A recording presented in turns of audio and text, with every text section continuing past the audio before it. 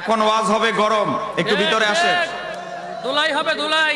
দেখেন আমার হাতে একটা জীবনী বই, এই বইয়ের জীবনী হচ্ছে সৈয়দ ফজলুল করিম, বর্তমানে চরমনাই ফয়জুল করিম রেজাউল করিমের বাবার জীবনী। মনোযোগ, এই জীবনী আলোচনা করতে গিয়ে দেখেন লিখেছে সৈয়দ, অথচ আমাদের আওলাদে রাসূলদেরকে নিয়ে মন্তব্য করে, অথচ নিজেদের সৈয়দগিরিও ঠিক নাই। কথা বলেন ঠিক কিনা?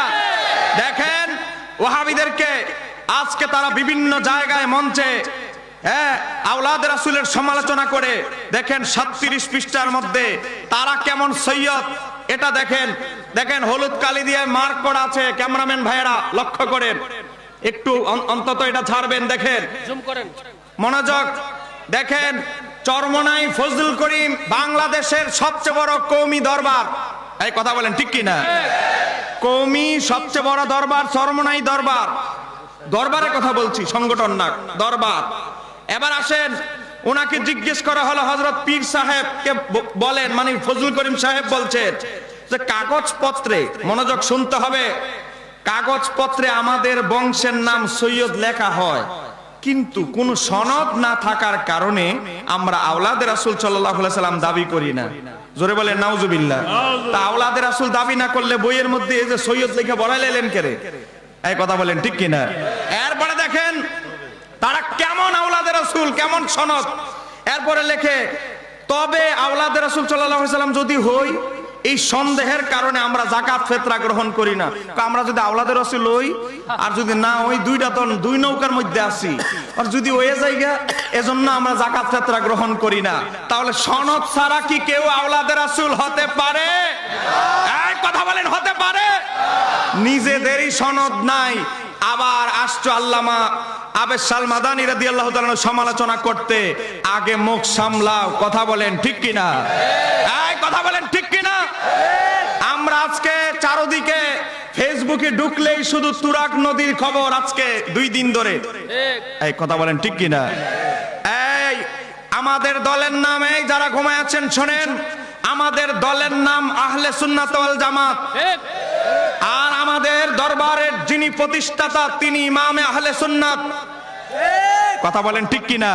দুইটা কিভাবে এক সুতায় গাঁথা। মনোযোগ, এবার আসেন, আমাদের আহলে সুন্নাত ওয়াল জামাত স্বপ্নে পাওয়া দল নয়। এই কথা বলেন ঠিক কিনা? কিন্তু এই তাবলীগ, তুরাগ নদীর তাবলীগ স্বপ্নে পাওয়া। কথা বলেন। দেখেন আমার হাতে একটা বই, যারা কোন যুবক ভাইয়ের সন্দেহ থাকলে ওয়েলকাম, স্টেজে আসেন, ওয়েলকাম। মনোযোগ, মালফুজাতে ইলিয়াস, তাবলীগ জামাতের যে প্রতিষ্ঠাতা, উনার মালফুজাত, উনার বাণী। আজকে এই যে দেখতেছেন তাবলীগ জামাত, তাদের যে প্রতিষ্ঠাতা তাবলীগ জামাতের, উনার মালফুজাত, সেখানের মধ্যে 50 নম্বর মালফুজাতের 28 নম্বর পৃষ্ঠা দেখেন, এখানে আছে। আমার পাশে আমাদের ভাই আছেন মিয়াজি সাহেবকে তো মোটামুটি আমরা সবাই চিনি। এক কথা বলেন ঠিক কিনা? এবার দেখেন 28 নম্বর পৃষ্ঠা 50 নম্বর মালফুজাত। ইলিয়াস মেওয়াতি সাহেব ভক্তদেরকে বলে, আরে ভক্তরা আমার তো গুমটুম হইতেছে না, একটু গুমটুম হওয়ার জন্য কিছু একটা ব্যবস্থা করতে হবে। তো আচ্ছা, সুন্দর করে তেল তেল দিয়ে এমন ঘুম পাড়ায় দিছে। এখন মাওলানা ইলিয়াস মেওয়াতি সাহেব বলে, তিনি বলে এই তাবলীগের তরিকা, মানে এই যে তাবলীগ, ইলিয়াসি তাবলীগ, এই তাবলীগের তরিকা স্বপ্নের মাধ্যমে আমার উপরে খোলা হয়েছে। তাহলে আমাদের জন্য স্বপ্ন কখনো দলিল হতে পারে? ইসলামী শরীয়তে স্বপ্ন কি কখনো দলিল? এজন্য বড় বড় আমাদের মুরব্বীরা বলেছে, তোমারে স্বপ্নে আল্লাহ তাবলীগ দিছে, আর আমারে আল্লাহ স্বপ্নে বলছে তাবলীগ খেদাইতে। কারণ স্বপ্নের জবাব স্বপ্ন দিয়া। এক কথা বলে ঠিক কিনা? স্বপ্নের জবাব তো কোরআন হাদিস দিয়ে দিব না, স্বপ্নের জবাব স্বপ্ন দিয়া। এক কথা বলেন ঠিক কিনা? তাহলে এই স্বপ্নে পাওয়া তাবলীগ তোমরা করো, আর কোরআন হাদিসের মধ্যে ঈদে মিলাদুন নবী পালন করলে আমরা বাড়ি রবিউল আউয়ালে তোমাদের গা জ্বলে যায়। আমাদের তো কোরআনে আছে, হাদিসে আছে, ইমামদের কিতাবে ঈদে মিলাদুন নবীর কথা আছে। আর তোমাদের তাবলীগ তো স্বপ্নে পাইছো, কোরআনে থাকবো কই, হাদিসে থাকবো কই? তোমাদের হুজুর যিনি তাবলীগের আবিষ্কারক, উনি কয় আমি কোথাও থেকে পাই নাই, এই তাবলীগ আমি স্বপ্নে পাইছি। স্বপ্নে কি দিছে? শয়তানও। এই কথা বলেন, স্বপ্নে তো শয়তানও দিতে পারে। এই কথা বলেন, স্বপ্নেও শয়তানও দিতে পারে কিনা? মুসলমান গভীর মনোযোগ, এই তাবলীগ তাবলীগ আমার নবী করে নাই, সাহাবায়ে کرام করে নাই, আইম্মায়ে দ্বীন করে নাই। আইম্মায়ে দ্বীন তো দূরের কথা, আউলিয়ায়ে কেরামরাও কেউ করে নাই। এখন এরা এটা বললে ওনারা তো এসিডের মতো, এসিড নিক্ষেপ করলে যেভাবে জ্বলে ওঠে, আমার তাবলীগ পন্থী ভাইয়েরা, কওমি ভাইয়েরা জেগে উঠে। আমি তাদেরকে বলবো, ভাই ঠান্ডা হন, ওষুধ মলম দিতেছি, তবে আমাদের কিতাব থেকে না, আপনাদের কিতাব থেকে। এই যে মাওলানা ফজলুল করিম সাহেবের জীবনী, ওনার মধ্যে উনি নিজে লিখে গিয়েছেন, ওনার একটা অভিমত এখানে দেওয়া হয়েছে 212 নম্বর পৃষ্ঠার মধ্যে। মনোযোগ, ওই চরমনাই মাওলানা ফজলুল করিম সাহেবকে জিজ্ঞেস করা হলো, বর্তমান তাবলীগ জামাতের হুকুম কি? এই তাবলীগ জামাত কি মানুষে করেছে? উনি বলতে গিয়ে বলে, আমি বলতে চাই সাহাবায়ে کرام রাদিয়াল্লাহু তাআলা আনহুম কেউ চিল্লা দিয়েছেন? হ্যাঁ, কি কথা ঠিক না? তাবিঈন, তাবে তাবিঈন, আউলিয়ায়ে কেরাম, আইম্মায়ে মুজতাহিদিন, তারা কি চিল্লা দিয়েছেন? তাহলে তারা কি সব জাহান্নামী? তাবলীগ জামাতের বিরুদ্ধে কথা বলতে গিয়ে এরা পীর মুরিদিকে অস্বীকার করে। এজন্য চরমনাই ফজলুল করিম সাহেব বাংলাদেশের কওমি সবচেয়ে বড় দরবার, তিনি বলে গিয়েছেন, আমার নবীজির সাহাবায়ে کرام, তাবিঈ, তাবে তাবিঈ, আইম্মায়ে মুজতাহিদিন, এমনকি কোন আউলিয়ায়ে কেরাম এই তাবলীগ ইলিয়াস মাহমুদের টঙ্গীর তাবলীগ করে নাই। কথা বলেন ঠিক কিনা? নারে তাকবীর। আজকে কথাগুলো কেন বলছি আপনি জানেন? আল্লামা আবেদ সালমাদানি রাদিয়াল্লাহু তাআলা সবচেয়ে বেশি মুনাজারা করেছে এই তাবলীগে মৌলবীদের সাথে। কথা বলেন ঠিক কিনা?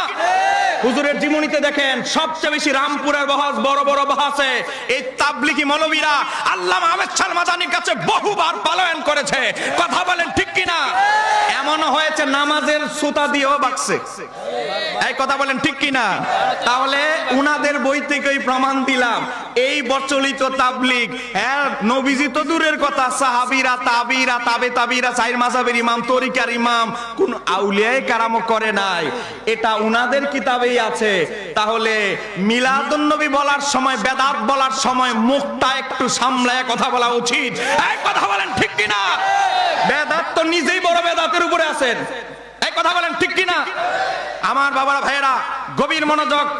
আজকে যারা নিজেরা বেদাতের উপরে ডুবে আছে, তাদের মুখে বেদাতের স্লোগান কি মানায়? জি না।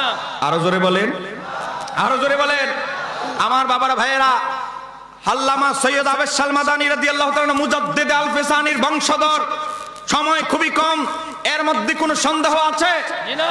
এই কথা বলেন, সন্দেহ আছে?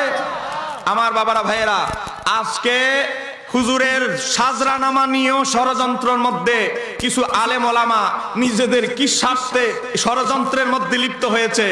আল্লাহ তাদেরকে হেদায়েত করুক। সবাই বলেন আমিন। ইনশাআল্লাহ কথা হয়েছে এই সাজরা শরীফ নিয়ে, আওলাদে রাসূল নিয়ে যারা মিথ্যাচার করছে, অচিরেই এটার উপর একটা ছোট রেসালা বই ছাড়া হবে।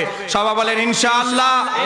আপনারা বই সংগ্রহ করবেন, এটার উপরে আলাদা আল্লামা আবেদ সালমাদানি রহমাতুল্লাহ আলাইহি কিভাবে মায়ের বংশ, বাবার বংশ, মুজাদ্দিদ আল ফিসানি রহমাতুল্লাহ আলাইহির বংশ, সাজরা সহ সব কিছু একসাথে করে ইনশাআল্লাহ অচিরেই জবাব দেওয়া হবে। কারণ এখনো আল্লামা আবেদ সালমাদানির গোলামরা বেঁচে আছে।